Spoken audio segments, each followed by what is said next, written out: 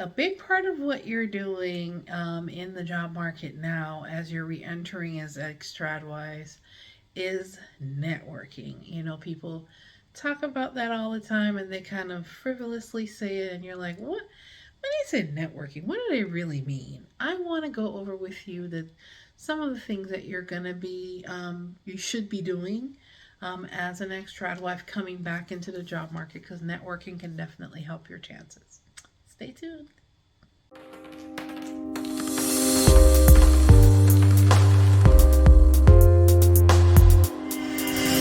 Awesome, folks. This is Mr. Shelley, wanting to make sure that you become a better version of yourself professionally. And as an ex-trad wife, you want to understand how this whole job market is working now, especially if you've been out for more than 5 years. As a homemaker, or as an ex-trad wife, or if you're a caregiver that's been out of the job market for a while, you want to use these networking. You want to be able to network and be able to rub shoulders with people that are in the industry you're getting ready to go back into. Number one, start with who you already know. You have people in your phone. You want to make sure that you're talking to people. Hi, how you doing? It's been a while. I'm getting ready to, jump back into the swing of things as far as a job is concerned. And based on what you're interested in getting into, do you know so and so, or do you know of anyone that has opportunities in this particular field?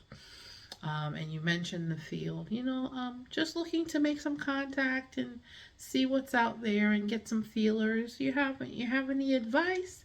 People love to give their advice. People love to help with their unsolicited information, and you'd be surprised what you learn.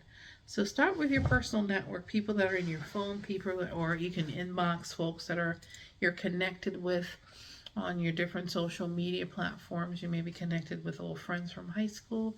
You may be connected with people that can actually help. I would say go through at least 50 to 100 people. I know that sounds like a lot, but I'm sure you're going to get some positive results from really operating and really actually sitting down and doing it.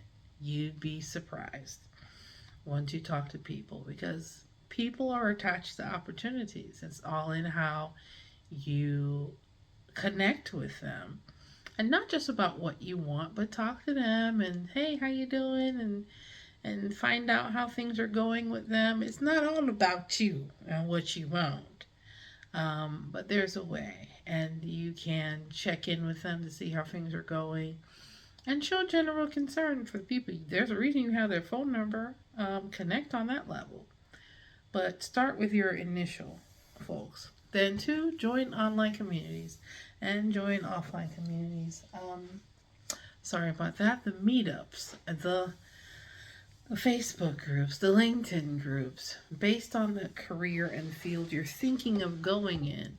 Start getting involved in that industry on that level to see, number one, is it an industry and field that you'll like based on what they're talking about it, what are some of the idiosyncrasies that are within that industry. Is that something you want to deal with long term, or you may want to make a switch?